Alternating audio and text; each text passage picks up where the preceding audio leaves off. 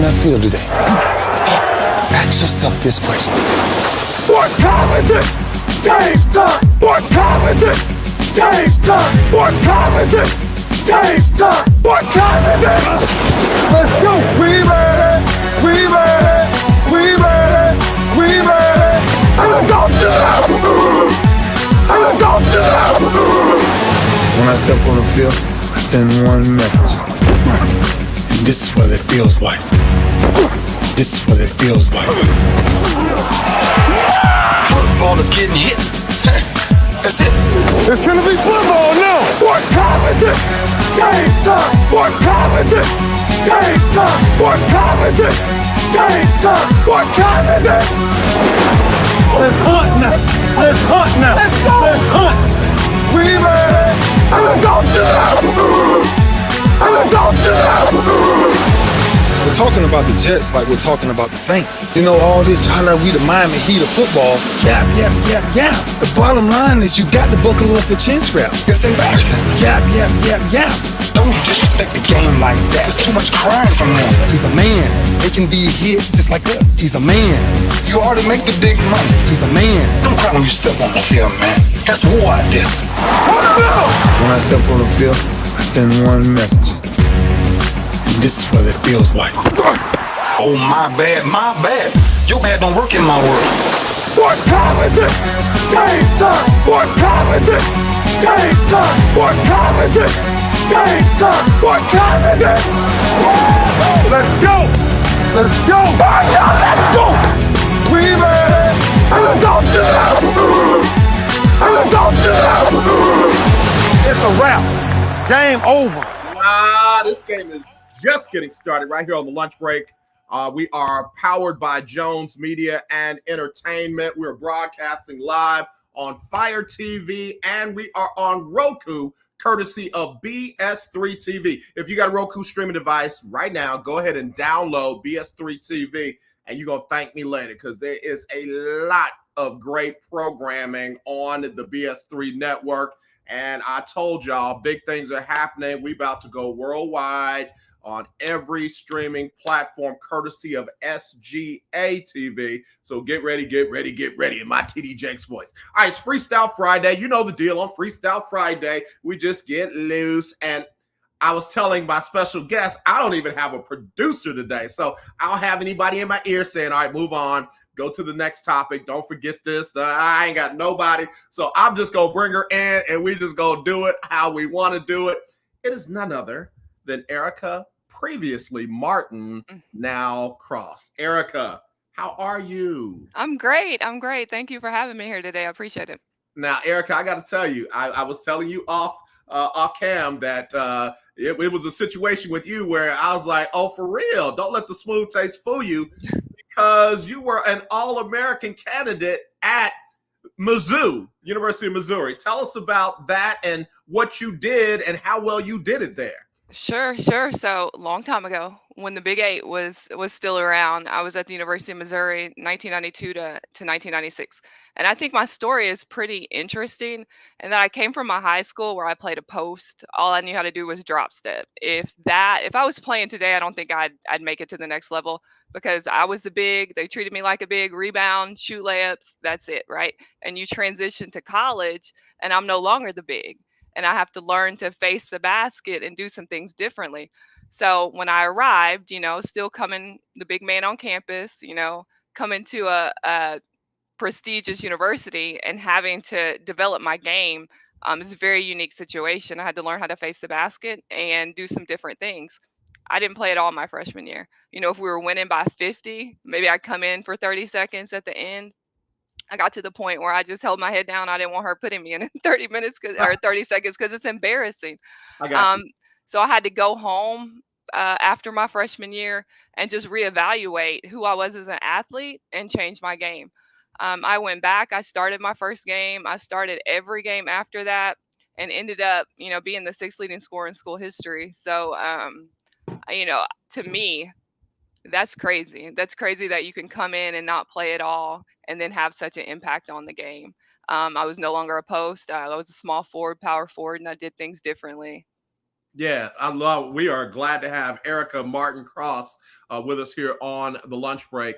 And it's our Freestyle Friday. And you know what? You just already helped a lot of people. So I used to be on a Christian radio station, and it was Okay. always about helping people. That spirit has not left me now that we're on a different network, because a lot of folks look at where they are and they forget that that's just might be a paragraph, might be a sentence, might be a chapter, but it doesn't have to be the end of the story. You had to do some adjustments, you had to make some detours, but it ended up working out for you. What did you do to learn how to handle the ball and to face the basket and to do more than have just a drop step? Sure. When I went home for the summer, the high school boys coach let me practice with the boys, and I think that was a huge difference. Because a lot of girls teams are a little bit softer around the edges, and you step into a boys practice, and it's whatever happens happens. I was fortunate that they treated me like a guy. They let me play, and they played me hard, and so that. And along with just kind of a mindset adjustment, a lot of times we'll just start to feel sorry for ourselves, but it's how bad do you want it? How bad do you want to play? Do you want to keep playing? Because I told my mom at one time, I said, I'm not going back. She said, where are you going to go? Because you're not staying here. So, Wow. I really didn't have a choice. So Yeah. I had to go back. And what kind of player did I want to be? And so, really, it was a mindset shift, and something that my coach did, that I think that we neglect today, and I don't think a lot of my teammates took seriously, but I did, was she would make us before a game visually go through what that game would look like. Okay. And so, we sit in our lockers, we weren't supposed to talk, and put on your music and just kind of visualize the game. And I actually work with some athletes, on the mental side of the game. I'm pursuing my PhD in performance psychology, and that's one of the biggest things that I try to get them to do, is to visualize the game.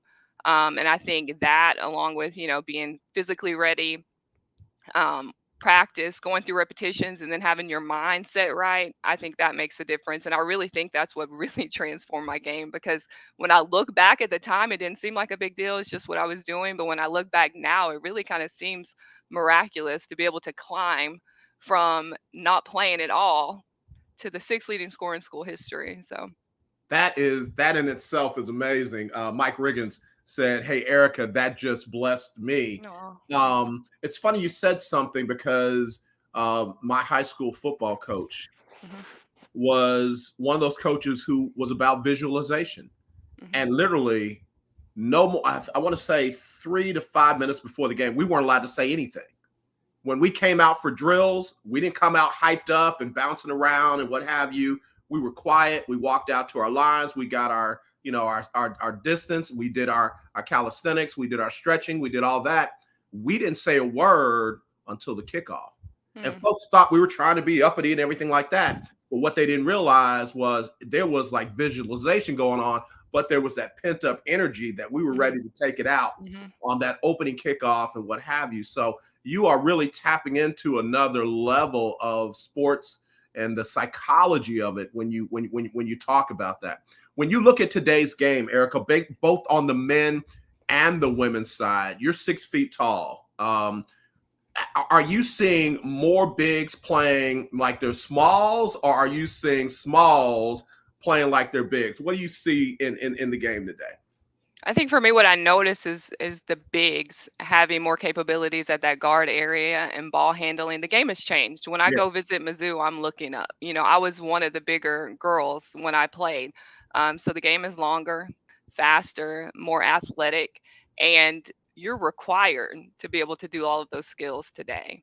Um, you know, most coaches aren't the traditional, 1, 2, 3, 4, 5. You're the post, you're the guard. You need to be able to play all positions. Yeah. Especially if the higher you want to go up, you need to have all of those skills intact. So, Yep. Let me just look at something, because Miss I barely played my freshman year. She had 19 points all of her freshman year. hmm. Uh, Sophomore year, she came back. She dropped 521 on average, 17.4 a game. So you made a quantum leap from Hmm. your freshman year to your sophomore year. 1.7 points per game in your freshman year, 17.4 in your sophomore year. That's a heck of a step now. I mean, 8 points per game would have been a major improvement. 10 points would have been out of this world. You were at 17. What looked different? What felt different? How big did that basket get in your mind? Um, I don't know exactly how to answer that other than, I gained a level of confidence in myself. And I stayed in the gym. I'm pursuing my PhD right now, but unfortunately, I wasn't focused on academics as much as I should have been. But you could find me in the rec center. I was playing all the time. I wanted to play professionally. I wanted to be like Mike. Like that was who I was. Yeah. And, it's just something when you talk to probably the most elite players, it's just something in them that just draws them to the game and draws them to the ball. And if I'm on the court, that ball is mine. I'm coming to get it however I need to get it. That ball is mine. If I'm guarding you, you're not going to score on me because, that's on me. And so just having that confidence and wanting to be your best and wanting to walk off the court a winner, I just think that all comes into play.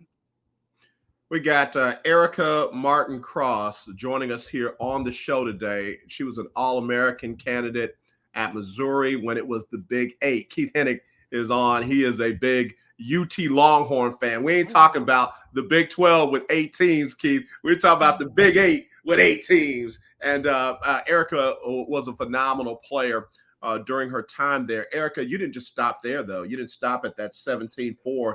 You almost averaged 19 points per game that next year and did average 19 per game your senior year. You said something very key.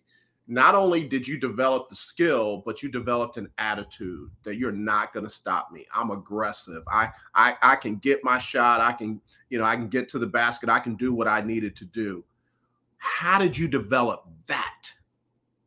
Definitely playing with the guys. I was watching the NC2As just this year, and Dawn Staley, she thanked the practice players. I thought that was huge. I've never heard a coach thank the practice players. And if you don't have a deep team, you're not going to have a good practice. Yeah. And so I know a lot of the universities now will bring guys in to play, but that's what I did. I go out to the rec center, I play with the guys. If I felt like they were going to treat me like a girl, I give somebody a hard foul and say, what now? And do it again until they play me, like I knew they could play me. And when you play against guys like that, when you step on the court, with other girls, you're going to be that much tougher. Yeah. You know what? Just hearing you say that, I remembered when Don said that. I was a scout team player in college. I was never a big time player in high school. I wasn't highly recruited, but I walked on to a program in New Orleans, and the coach said, if I didn't recruit you, I'm not going to play you. So I'm looking for statisticians. I'm looking for people to do this, do that. None of it was football on field related. It was all support. My dad said, you can't quit. You're not going to let him run you off. He has no idea what you went through to get there. And as a scout team player, my job was to help make the starters and the backups better. So to have a coach like Dawn Staley acknowledge the us's, oh man, that's huge. That's phenomenal, because that helped you change your career in ways that I don't even know if you could imagine. Yeah, definitely. And, practice has to be competitive. And one thing that I talk to girls about right now when, I'm working with them on becoming a better player is, don't take it personal. When you're on the court, you're out there to make your teammate better. Yeah. Don't let your feelings get hurt. And one great example of that is my best friend to today. She was the post, Keisha Bonds from Kansas City, Missouri. We were practicing at KU. And we give each other the business. I mean, we'd have black eyes and injuries from practice. Yeah, I gotta tell you, you are blowing me away. I follow you. I follow your post. You love the Lord. You give God the glory. You helping other people get their lives together, and you out there banging like that. I do. When you step on the court, it's everything else is set aside. But it's funny because we were at KU and Roy Williams was the boys coach at that time. After practice, we're off the court after we've, made each other better, because that's what we're there for. He was like, y'all are friends? And we were like, yes, sir, we're friends. And he said, oh, because y'all were going at it on the court. And like, I'm her children's godmother. She's my children's godmother to today. But we went at it. and we became better, and it was very competitive. And players today have to make sure that they can do that and leave it on the court, Yeah. and not take it to class or take it home, because you're just going to make each other better. Yeah, yeah, no, I love that. I absolutely love that. Erika Martin Cross joining us here on the lunch break, powered by JM&E. We're broadcasting live on Roku and Fire TV. Roku, courtesy of BS3 TV. Download BS3 TV from your Roku streaming device. Erika, Yep. so when you look at today's game, we talked about seeing bigs play like smalls and Mhm. such. Who's the player or players that you think would have been able to translate their game from today back to your time frame, which is different? Honestly, I think all of the big name players would have been able to do that. Yeah, I mean, I look back and look at the greats like Don Staley, Yeah. that were playing back then, and they could definitely play today. When we started the show, I said I don't know what my game would have looked like, because I do think that coaches who only play tall kids as bigs, they hinder them. And I don't Mhm. think that if you're in a system right now and you're 6 foot in 10th grade, if you're in a system where you can only drop step, that's not the right system for you. You Mhm. have to be able to face the basket and do everything that everybody else on the court is doing. Yeah, yeah, yeah. Erika, let me ask you this, especially given that you work with players from Mhm. a sports psychology standpoint as well. How important is coaching, and how do you know you've got a good coach, Mhm. or how do you know if you've got a coach that just Mhm. So I was thinking about this earlier. You can see one of my daughters in the background. She played basketball and she had 6 knee injuries, 6 knee surgeries actually. So she couldn't continue her high school career. And then I have another daughter who also played. Um, the perfect example of that is the high school coach that they would have played for. Great coach. Would not take anything away from him. I could have played for him. All the greats could have played for him. My daughter had a little bit of a difficulty because she needed a different kind of motivation, if that okay? makes sense. Yep. So I don't, it's very subjective, I guess, on what a good coach is. Different with boys and girls. But number one, it's not the system you want to be in if they're limiting what you can do. Hmm. I took my girls out to Maryland a couple years ago to one of my teammates, my point guard, which I tell everybody I work with, your point guard is your best friend. Yep. Yep. Period. Yep. That's your best friend, no matter what. If you need to buy her lunch or whatever you need to do, your point guard is your best friend. Her daughter actually plays at the University of Arkansas, Sailor Poffenbarger, and I took my kids out to Maryland to be a part of their AAU practice. It was a different practice. If you didn't get picked up at half court, that coach expected you to take a couple dribbles and take a shot. Um, the coaches, we were working with at that time years ago, they, in fact, one of them said to my daughter, "Why did you shoot that? She was open. She made it. That's why she shot it." So coaches that are going to limit kids, those are not the coaches that you want to be under. Coaches that encourage your kids to do everything, and I understand we have to win, and when you're on the court you do whatever needs to be done, but in practice they should be encouraging the post to shoot threes, just like they're should be encouraging the point guards to post up if they've got an opportunity and they're being guarded by another point guard. So really, another thing that I was thinking about today is um, the transfer portal, Yeah, I college, was gonna go there next. Go right? ahead. Go And ahead. so I'm all for it. It is what it is. If you're not happy, you should be able to transfer.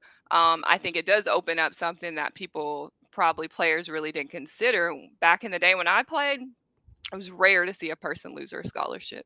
There was that situation down at Grambling where all the volleyball players lost their Right. scholarships. Right. And I think that, it's going to change. Coaches are also going to have an opportunity to shop around. If kids are able to leave, the coaches are going to do the same thing to find, what's going to work best in their system, whereas they didn't do that as much as they did before. And I also think high school, I don't know what the laws are in Texas or across the country, but in Arkansas, unless you move 35 miles away, you can't transfer schools. And I don't think that's fair. If there's a school that's heavy on science and I want my kid to transfer so they can be a part of the science program, Right. I could move them. But if my kid is stuck in a system because of their zip code that's not fruitful for them, I can't move them. That, that's not fair. And I think that they limit the kids really by their zip code. If I have a kid who's a big, and there's three bigs in front of her, and she may have an opportunity to play somewhere else, why shouldn't I be able as a parent to get her in a system that could help her be successful? I love hearing you say that. We've got Erika Martin Cross. She was Erika Martin at University of Missouri, and she was a 1996 All-American candidate at that time. And she just touched on something that I totally agree with.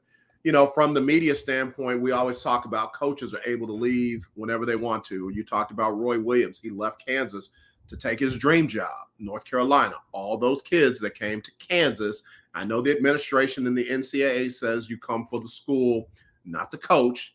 We know better than that. You come for the coach and you play at the school. Those kids weren't able to leave. Mm-hmm. Now they would be able to leave. They'd be able to enter the transfer portal and go where there's a spot available for them. I don't see a problem with that. I hear coaches say, oh, well, now you can't coach a kid hard.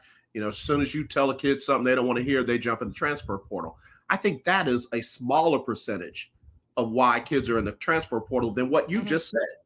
If I've got three bigs in front of me and I know I'm not going to play, guess what?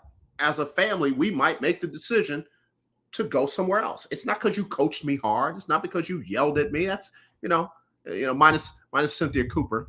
We ain't gonna get on that. But, we're talking about just normal coaching. That's not going to make a kid want to just jump up and go somewhere where they're going to be really, really nice to them.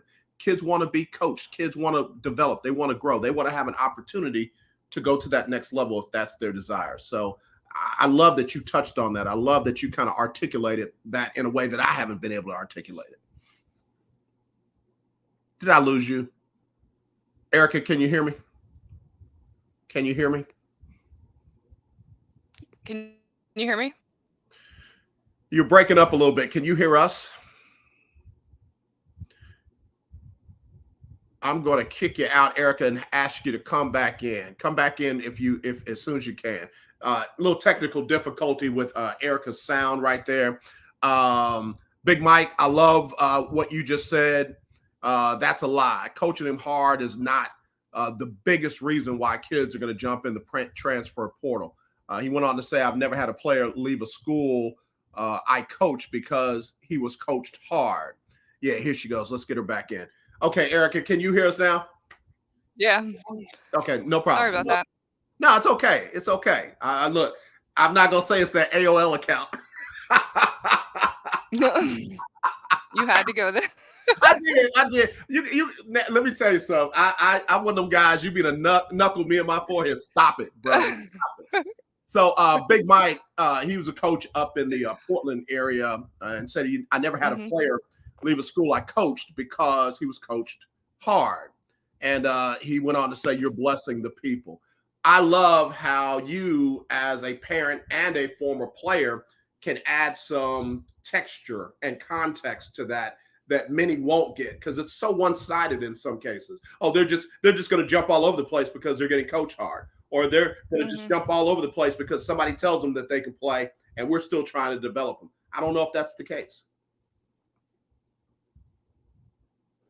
Yeah, I mean, I think it's a lot of excuses. People find it easy to blame the parents and the kids. And a lot of it is not properly vetting the school before you go. Who's in the lineup? Where can you fit in? Can you hear me? Yeah, loud and clear. I'm amening you because you are on it. Okay. I love it. Okay. Yeah, sorry. Yeah, so and it just might not work out, but um the kid and the parent have to do what's best for them first of all. They have to. A lot of dialogue needs to take place. I've been a part of a system and seen a system where coaches, I don't have to explain anything to you. I don't have to tell you anything. And so there's many different things that you can consider when it doesn't work out. At the end of the day, it should be amicable. Coaches shouldn't hold kids back. Um, Kids shouldn't badmouth programs, just go on, to the next level in their life and try to make the best out of it. It is what it is now. This is a game. The game has changed. You got NIL, so many factors are coming into play, which is changing the dynamics of the game. And my opinion, we just need to treat each other kind and respect each other's decisions. And if something doesn't work out, it just doesn't work out. Who cares why? It didn't work out. So let's move on. Coach, move on. Player, move on, and just do our best. Yeah, yeah. No, I love that. I always say people from the same womb are not going to always agree. So when you got Mm-mm. people from God Mm-mm. knows where, other parts of the world raised totally differently, every now and then Mm-hmm. you get them in the same locker room. It's not going to always be like this. So Mm-hmm. if they Mm-hmm. decide to go in different directions, let them. Let them. Yeah. It doesn't have to be the end of the world. There's no shortage Mm-hmm. of athletes wanting to come and play basketball, football, Mm-hmm. baseball, you name it. Mm-hmm. So, Yeah. um, Erica, let me ask you. You touched on NIL. You and your husband have a phenomenal daughter that graduates later on this evening. If she decides she wants to go and play at the next level, and somebody offers her some money to represent their product, what are you and your husband going to say to her? Take it. Take it. I'm like, you are your brand. And that's what I'm telling kids today. You are your brand. Does it represent something that, you want, you would be proud of? What is it? We would say, what is it? Is it something that you align your values with? Is it something you want people to think of you when they see, the ice cream cone? Is it okay that they see your face behind it? I'm never going to advocate for someone compromising their values for financial gain. But absolutely, if the opportunity comes your way and it's something that is, you're confident in, go ahead and do it. Yeah. So now let me ask you this, because what's interesting, of course, you're aware of the little brouhaha that kicked up between Nick Saban and a couple of other coaches, Mm-hmm. because he said A&M bought all Mm-hmm. their players, and Mm-hmm. then he had to Mm-hmm. go on Deion Sanders. They paid a kid $1 million. It's all in the papers, and then he Mm-hmm. threw Miami in there. Mm-hmm. What's interesting is since that's come out, there have been cases where guys have signed NIL deals at a particular school in the South, Mm-hmm. and they haven't seen any product of it. Mm-hmm. They see the deals, they see the Mm-hmm. amount of the money, but they haven't seen any of the commercials, they haven't seen any billboards, they haven't seen any print media or digital media or anything like that. If your daughter said, "Mommy, they're going to pay me $1 million," and you guys don't see any evidence of what she's getting paid for, what would you say to her then? Ooh, that's a tough one. I mean, we would want to see the evidence. We would want not to put a program in jeopardy. We would not want to, people to question. I think in some places, it's illegal to do things like that. So definitely don't want to get caught up in anything that's not above board. But I don't know if there's agents or who's out there. Just definitely consulting a legal advisor and making sure that we're doing the right thing, because you don't want people coming back for their $1 million and you don't have it, and you don't want to go out and perform all year and then an investigation is done and all that you've worked hard for is taken away. Absolutely. I mean, with anything, there are bad people out there. There are Hmm. people with ill intent that want to take advantage. But Hmm. there are a lot of good folks out there. And I'm in agreement with you. Get an agent, get a financial advisor, get an attorney, and work Hmm. with your family, Hmm. because those are the people that will have your best interests at heart and will keep you out of those situations. Is your daughter looking to play on the next level? No, no, and this could be a whole show in itself. We had we had this conversation the other day. She actually stopped playing in December because she hyperextended her knee twice, and Mm, my oldest daughter had 6 knee surgeries, and so at that point she was really kind of hesitating when she played and wasn't really secure in her movements. And coincidentally, one of her friends ended up tearing her ACL a couple months later, and that was something she didn't want to do. She didn't want to get injured, and now she's going to college, healing an ACL. It was really hard for her, but I asked her the other day if she missed it, and she said no. And I'm laughing because I'm thinking of all the AAU summers and money spent and times spent at the park or the gym, kind of working on form. And I apologized to her, and I mm. said to her, I'm sorry that I pushed you to try to get a scholarship, and put so much pressure on you to perform, because I realized for her, the game was just fun. It was just something for her to do. But for me, the game is much more serious than fun. It has always been. And I didn't recognize that I probably should just, be quiet and just let her have fun and let her path just kind of play out the way that it would. I don't think that would have changed, her decision to go to play on the next level, but I think it would have just alleviated a lot of pressure and just let her, be a kid and have fun playing the game. And so, you know, I could speak for hours about parents and how, we can support our kids better in their journey and not, I lived out my dream, so I wasn't projecting so much, but I did want the same things for her because I knew the opportunities that I gained from playing the sport. But she's getting a full academic ride. She graduated with a 4.14. She has plans of being a cosmetic surgeon. Um, and so she was successful. And so, that's a regret I have today on graduation day that I just didn't let her play and have fun and didn't talk about percentages and form and, the things that, we kind of get caught up in when we talk about sports. So now, so you got me about to make a phone call to my youngest son. We sent him off to prep school in Virginia, Chantilly, and he was a D1 recruit. And right before he came out, he said, "Dad, I don't want to go to school, play basketball." He said, "I want to be an engineer." He's 6'8". Arizona State's after him. Stanford's got some interests, other schools like that. And he said, "I just want to be an engineer." And I'm not gonna lie, you can be an engineer after you play 4 years. They're gonna pay you to play. It's like, "Dad, I've got engineering scholarships. Like I'm good. I'm good." And I do. I have one of the best looking, smartest 6'8" engineer sons in the world. And it took me a while to get there, but part of me felt like, I don't want him to regret having not given it a shot. Yeah. But I feel like all the regret was on my part because he's fine. He has never looked back and said, "I wish I had."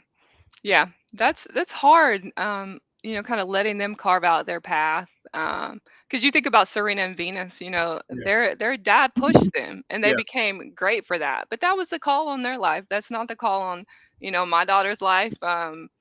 And maybe, not the call on your son's life. And we do get caught up in get your school paid for, get your school paid for. Well, my daughter got almost $500,000 in academic offers. She got her school paid for. But one thing I did tell her, she was probably confused all the time. But one thing I did tell her was that if you don't love it, don't go.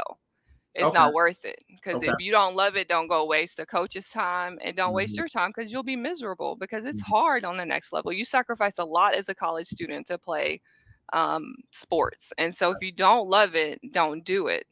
So she said, I won't.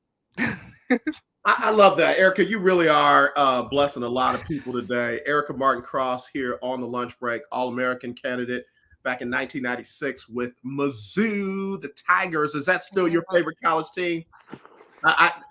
No sooner than I asked, she throws on the merch. Yes, sir. Look, and I messed up my hair too, and I don't fix it.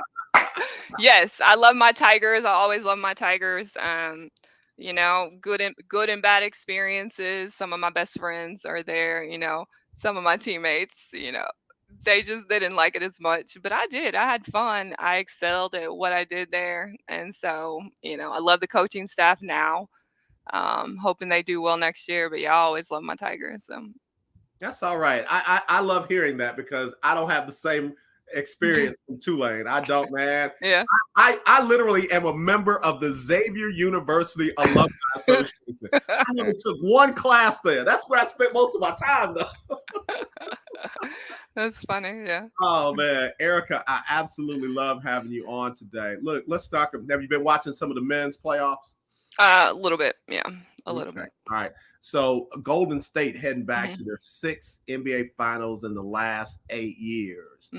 I have been reluctant to call them a dynasty when I look at what the Lakers did, when I look at what Boston did, when I look at what Chicago did.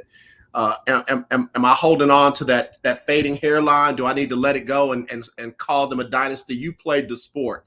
6 imagine going to 6 Final Fours or 6 championship games in 8 years. Hmm. Would you call that a dynasty? Yeah, I would definitely, definitely. They're the You see best, my and face? You see they're my face? they're actually, I don't really have a favorite NBA team. For some reason, college sports, that's where my heart is. Okay. The kids and the passion, and they're all trying to get somewhere. Um but yeah, I'm definitely rooting for them, and I was definitely like moved by Coach Kerr's press Mhm. interview the other night, Yeah. and that made me want to root for them more. Yep. Because I think anytime we have an opportunity to advocate for something or be passionate about something, we should take that opportunity. And what he did the other night really kind of made me, emotional, because we do need to come together and love each other and care for each other. Whether you're a professional athlete, a politician, or working at Walmart, we all need to come together and care about each other. And so what he did, I thought, was phenomenal. And so I'm hoping that they go all the way. Yeah. Yeah. You got to, I have to admit, that did change things for me. That did change a lot for me.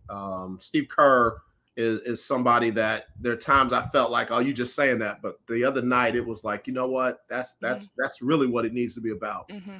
I mean, when he said, we're gonna go play a game, but that's life, Hmm. and those lives have been lost. It did Hmm. put it in a different perspective. I'm not trying to get into your personals, but what have you talked to your daughters about? Protecting themselves and gun violence, and Hmm. you know, and even with them, sex trafficking and that kind of stuff. What kind of Hmm. conversations have you had with them?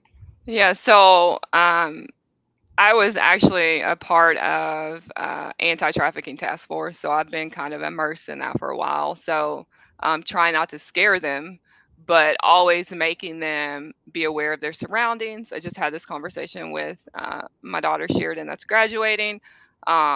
We talked about universities and university classrooms, and sitting by the door if you can, because most classrooms don't have two, one way in, one way out. They have or they only have one way in and one way out. But knowing where the exits are, knowing who you're around. When my daughter took a trip to LA, letting people know where you are. If you start to feel just anything, just say, here's where I am. This is what's going on. Remove yourselves from situations. A lot of kids like to see fights. Like if there's a fight, like leave. Don't be there.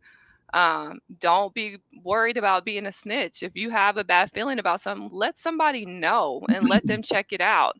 Unfortunately, we've been to well, my daughter, I was with the first one, but she's been to 2 graduations in the last 2 weeks where there was gun violence. The first one, I called her to tell her there was a fight outside. I'd pick her up on the other side, and I hear gunshots coming through the phone, and I hear her screaming, they're shooting, they're shooting. And then I lose her.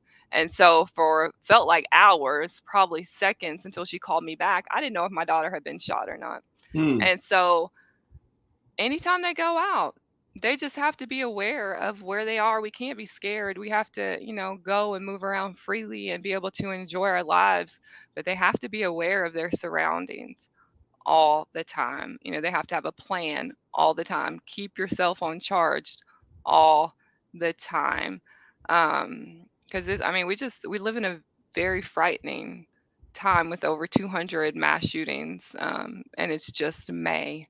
And for her to have been a close proximity to two in the last 3 weeks, it's just changed how they look at life. When I was in college, I didn't think about any of this, and so they just have to approach things differently.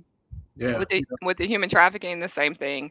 Um, I didn't let my kids stay the night over someone's house unless I've known them for years. Right. Um, don't go anywhere by yourself. Don't leave your drink and walk away and come back. You don't know what someone could drop in there. It's hard being a parent. There's a lot of things that are responsible for teaching your kids. But yeah. Yeah. I was telling my oldest son the talk that we had is totally different from the talk that I'm having with his younger sisters. Mhm. And, part of me, gets heartbroken that I have to have this talk with Mhm. them versus the talk that I had with him, because it was serious. It was very serious, Mhm. because he wanted to go to school in the South. He wanted to go to school in the Deep South. And it's like, son, just because the school is right there, because he went to an HBCU, just because the school is right there doesn't mean that everybody around there supports that school. So watch out for this, watch out for that. Friends that are trying to make a scene and big this, that, you don't want to be a part of that. Similar to you, leave, don't be a part of that. But the talk that I'm having with my daughters is, I almost feel like we shouldn't even have these discussions with kids this age about these kind of things. How to defend yourself in an active shooting, how to call for help without being loud and drawing attention to yourself and stuff like that. I'm sorry. No, it's a reality. We have to protect our babies and teach them the best that we can. A lot of these experiences I've never experienced. So, yeah. Let's put a little light on when you played. What was the best thing about you playing? What was the best thing about you playing? Not freshman year. We'll let that one go. But sophomore year all the way through your senior year, what was the best thing? I was high energy. Some people call me the Tasmanian devil. Like if I was going to die for the ball, I was flying across the court for the ball. I was the kid, that was trying to get everyone hyped. Goofy before the game, jumping Erika, up, you are a living oxymoron. You don't look like none of that.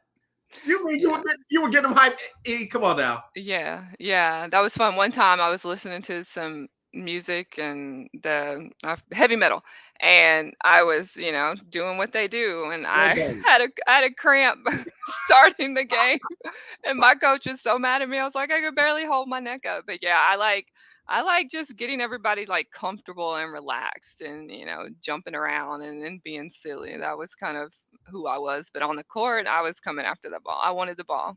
That was mine. So I was coming to get it.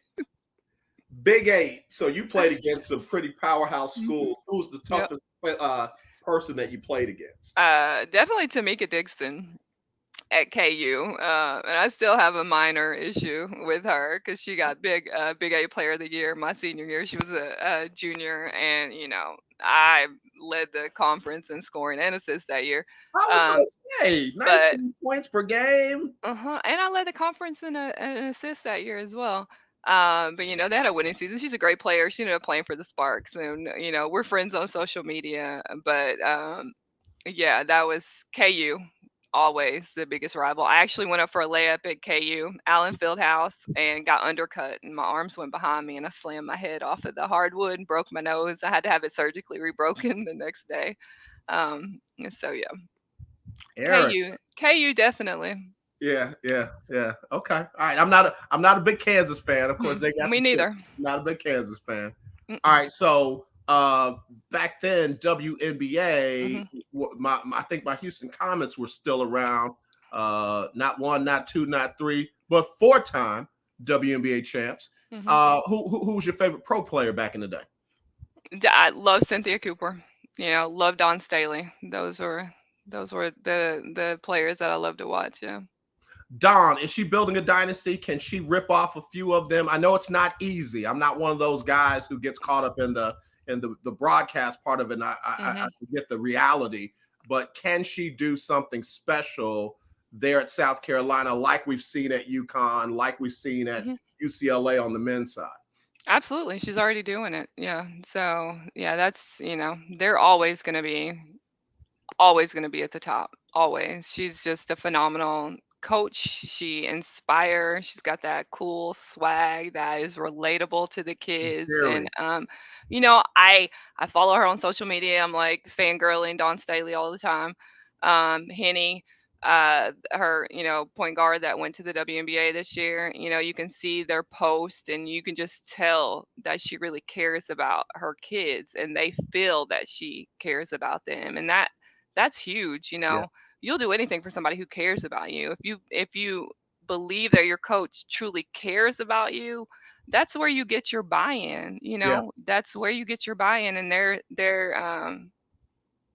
they're super connected, and so she's always going to have a great program. So I hope you're right about that. No shade at Gino Ariema or Pat Summitt or anybody like that. I would love to see Dawn go on a run and really just kind of, solidify. Her legacy is already cemented, but, just expand it. It can't be minimized, it can't be taken away, but it can definitely be expanded. Speaking of expanding, the WNBA, boy, they sure have had to let go of some great talent because there's only so many spots and so many teams. What are your thoughts on that? Yeah, I'm, texting some of my friends like, can we find a team? Can we find some money to buy a team? Yeah, there needs to be more teams. There's so many talented players that are, forced to go overseas. I played overseas for a little bit. It's a great experience.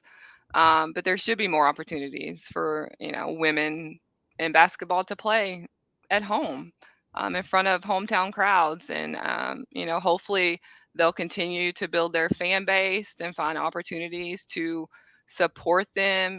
Maybe the soccer, maybe that will inspire more people to pour into women's sports. I think Kobe's legacy Mhm. was kind of a kickstart to men athletes supporting female athletes, and I hope they continue to do so, and that they're able to grow opportunities for women to stay home and play. Yeah, And I can't help but to bring up, Brittany Griner. yeah, She's just got to on come your name. home. Yeah.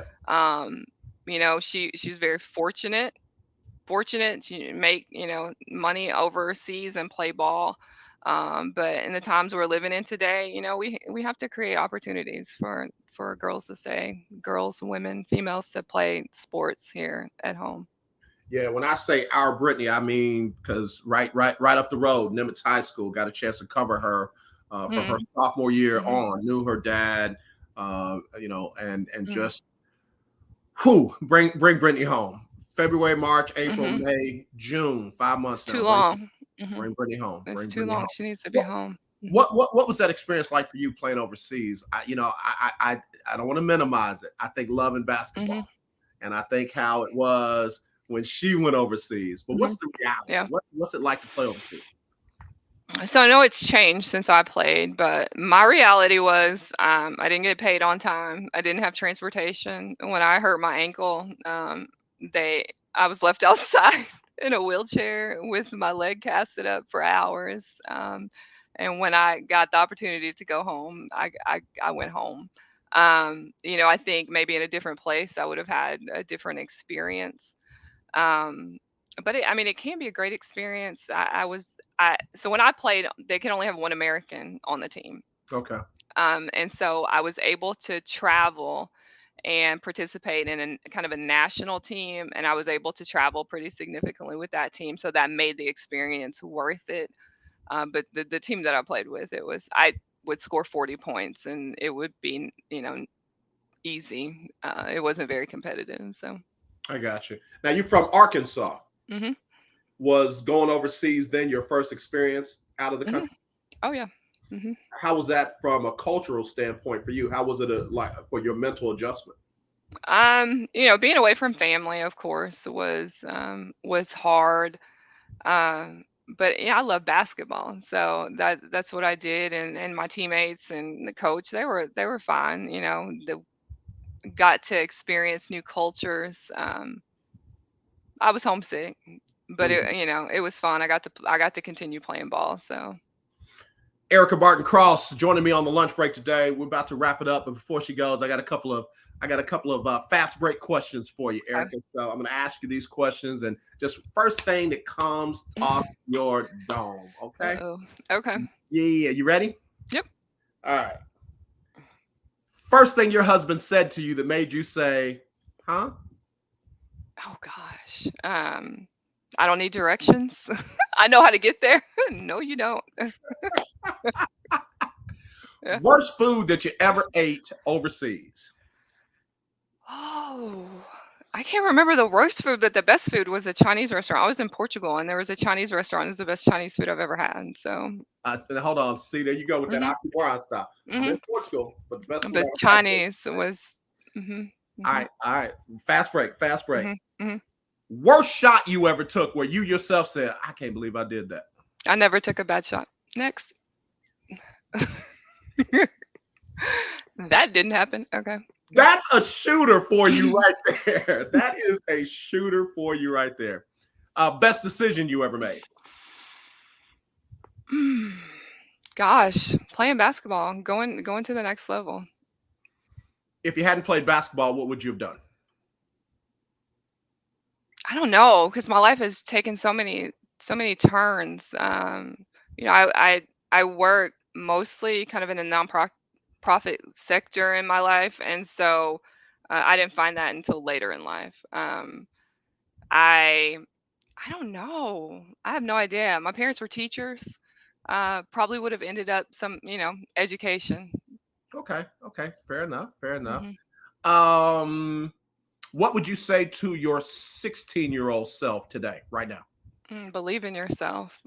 Believe in yourself. So if you don't believe in yourself, no one is going to believe in you. So If you can hang out with anybody from any era in time, any sport, any profession, any walk of life, who would it be? coming on here today, it'd be Ray Lewis. It was so hype. That was my kind of energy. Like I love that. But of course, Kobe was one that came to mind. I just love everything about Mamba mentality, and how he became to be the great player. Michael Jordan. I I love all the great basketball players. So I'd actually like to be in a room with like, Charles Barkley, Michael Jordan, Larry Bird, and just see, them going back and forth. Isaiah Thomas, Bill Laimbeer, all of those guys, just hanging out with them. I think that'd be super cool. So. If you could only eat one thing for the rest of your life, what would it be? Oh, anything my mama cooks, her chicken and dressing, her greens. My mama's from Sweet Home, Arkansas, and she can throw down. I can So, believe it. Look, yeah. I'm tasting it in my mouth Hmm. already. If you could choose to be left-handed or right-handed, which would you have chosen? And I could shoot with both. So, I'm righty though. So, right-handed. If you could have been any height based on your choice, what would it have been? Probably like 6'2", 6'3", a few more inches. So, So you felt like 6 feet was. yeah, just give me a little more stretch. So, these girls are dunking today. There was one time my neighborhood. I got a lawn chair. I dunked it on my neighbor's goal, brought the whole goal down. I thought my mama was gonna kill me. So if I'd had a few more inches to maybe slam that ball down, that would have been Baby Shaq, baby Shaq. mm-hmm, mm-hmm, Eric, swinging from the. So, I thank you for making the time for me today and hanging out with us. I love what you're doing now. Tell everybody about what you're doing now and how you're helping people differently than you did before. sure. So I'm pursuing my PhD in performance psychology, and I'm actually writing my dissertation now, related to sport motivation in college athletes. But I do work with especially girls in high school and just helping them develop the confidence and that mental side of the game, and helping them understand what flow state is. So, in order to get to that flow state where you're your peak performance, having the physical strength and having the mental strength and all of the preparation and having that line up, and so that's my passion, helping kids become better at what they do, and all of those skills are transferable to the classroom, to home life, to your social life. So. Yeah. What's interesting, I'm reading an article by Tyler Green from the Post Dispatch, Mm. Columbia, Mhm. Missouri. Mhm. I know He's that name. Yeah, he said Erika Martin seems to be striving to prove a theory. Martin Jr. is an outstanding basketball player at the University of Missouri, but by her own admission, she's different. A typical Martin performance includes 20 or so points, 9 rebounds, 4 assists, a few steals, a three-pointer or two, and about 4 or 5 plays that leave you wondering not how, but if she really did that. And she has done it all with a torn cartilage in her wrist that Mhm. could require surgery at the end of the season. Tell me about that. Yeah, I did have surgery at the end of the season. Something clicked when I got on the court. It's really unexplainable because I would look at highlights and be like, where did that come from? Um, but it's a lot to do with energy. and how you play the game. And if you look, now everybody plays different. Some are calm, cool, collected. Um, Sophie Cunningham playing at the Mercury, University of Missouri. Hype. If you just watch her style of play and the energy that she brings to the game, and people who play with that energy, they often leave you wondering, where did that come from? And so, I always felt like I was different, whether that was good or bad. Um, I love it. I love it. And then you were on TV with, was it the NAACP you did something with? mm, yeah, how'd you know about that? So Oh, I did a little research. yeah, so homelessness. I've worked with homelessness, McKinney-Vento, which is a federal law that protects kids experiencing homelessness in the schools. And so, before I moved, I worked a lot in the homeless community, and we get calls in the middle of the night when they identified someone who was experiencing homelessness. And so they asked me to come and talk about what that looks like in the community, and the resources available. And so I did that. Erika Martin Cross, you are officially amazing. But you knew that. Oh, thank You knew y'all. that. I just do my best. I think service is how we pay our rent here on earth. And so, that's part of my responsibility, all of our responsibilities, to help where we can, whatever your passion is, if it's pets or sports or kids or whatever, just find your place and do a little something. We got to have you back on. Want to have you Okay. back on with your daughter. Hmm. Nice topic that I think will be Hmm. good discussion when we Hmm. do. So you let me know when she's feeling better.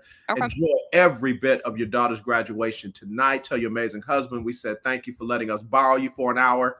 And again, Erika, thank you for allowing us into your space and you into ours. Thank you for having me. It was fun. I appreciate it. Can you let everybody know where they can find you and follow you? Because you are a great follower on social media. Oh, I don't even know. Do you know my name? I do. Yeah, why don't you do that? Kenyetta. Yeah. Erika, ERIKA dot KENYETTA on Instagram. And again, she is a very good follow. So, my friend, you take care. Have a great rest of your day. And again, enjoy that graduation tonight. Thank you. Have a good weekend. You too. You too. Man, I enjoyed every bit of that, y'all, on the lunch break. She is phenomenal. We got to have her back on because she and her daughter have something that they, we were talking about presenting today, and unfortunately, her daughter wasn't feeling well, so we'll have her back on. But Erika, man, to go from 1.7 points per game her freshman year to almost 18 points per game, all the way up to 19, just short of 20 after that. All-American candidate at Missouri. I mean, and all that prepared her for who she is today and what she's doing to help others. So I got to tell you, that was one of the fun interviews that I get to do on this show. All right, so let me go ahead and once again remind you to keep the families in Uvalde and Buffalo. A lot of folks feel like Buffalo is being forgotten now. Never forgotten. Never forgotten. Keep those families in your prayers. Keep Ukraine in your sincere prayers. And I'm not talking about the little trite stuff, thoughts and prayers. I'm talking about fervent, effectual prayers of the righteous availeth much. And like she said, be kind to one another, man. Be kind to one another. It's not hard to be kind. You don't have to be the same race. You don't have to be the same nationality. You don't have to be the same denomination, but you can be kind. Be kind. My mom used to tell me, you don't have to be the smartest in that school, but you're not going to be mean and nasty. You're gonna be kind and courteous. So please do me a favor, do that. And that's why I always say, let's not be divided. Let's be united. I truly do love you, and there is nothing you can do about it except for meet me here. Well, I won't be on Monday. I'll see if Coach will do a show, but meet me here on Tuesday.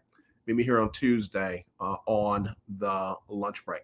All right, so got a couple of other things I got to get on before we go, so y'all don't hang up. But check this out. We'll talk to you soon. Hi, how can I help you? I need to speak with Roman Perry. Do you have a scheduled appointment with him?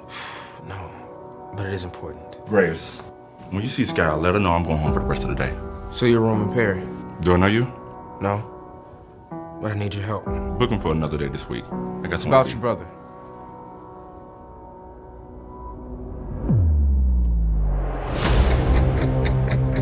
Avarice is messing up my plan. And I'm not gonna tolerate this anymore. I literally told you enough information for you to stop your damn brother. He stole from us. Like I said, your job is simple. Make sure Roman is out of that office within the next 48 hours. I'll clean up your fucking shit like I always do. It isn't your game anymore. It's mine.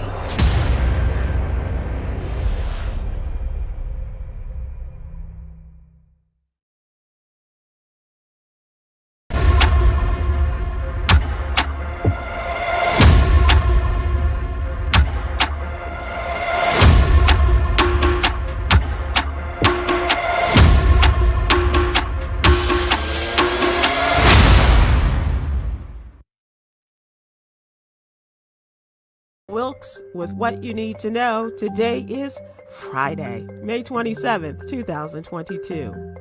Number 1. Anger and frustration have joined understandable grief as the story of the massacre of school children and teachers in Uvalde, Texas unfolds. Fuzzy details and a disputed timeline from officials are leading to countless questions, including whether the 18-year-old gunman could have been stopped sooner. Despite early reports that the shooter was engaged immediately, video and interviews indicate the shooter was in the Robb Elementary School for at least 40 minutes and perhaps longer. Number 2, Chicago mayoral candidate, business mogul, and man of faith Willie Wilson has conducted his fourth $1 million giveaway to help citizens pay for food and gas. His first giveaway in March was a targeted deployment of relief across predominantly black neighborhoods that stretched across the Windy City proper. It invoked much praise and constructive criticism from officials and activists alike. Most concerns were around climate change, emissions, and an overall lack of organization. Number 3.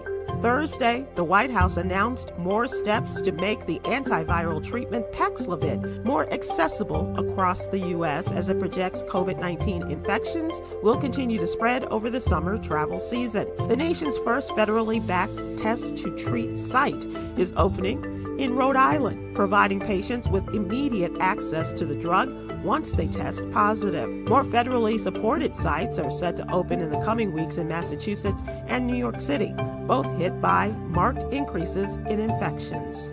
Number 4. A gay music teacher was forced to resign from a Lutheran school in Iowa earlier this year after someone hacked his phone and posted personal information about him on Facebook. Matthew Gerhold was hired by Valley Lutheran High School in Cedar Valley, Iowa last summer as the school's music teacher. According to state records, he informed school officials at that time that he was gay. The Lutheran school believed his sexuality needed to be kept a secret, according to a judge who recently presided over a public hearing on Gerhold's request for unemployment benefits. Number 5. If you need a definition of how to create your path to entrepreneurial success, look no further than winemaker Bertani Faustin. Abbey Creek Vineyard was born from Faustin's unique way of turning winemaking into a fully functioning business. Even with no educational background or family legacy in winemaking, the Brooklyn native made history in 2008 after becoming the first recorded black winemaker in the state of Oregon. Read more about him in today's What You Need to Know newsletter. Here's your daily inspiration from Yogi's Jewels. Life is a series of choices. Be grateful for the gift of freedom. Thank you to our What You Need to Know partners, Alpha Kappa Alpha Sorority Incorporated and the American Heart Association. To subscribe to my free daily newsletter, please visit SibylWilkes.com. Be informed, be empowered.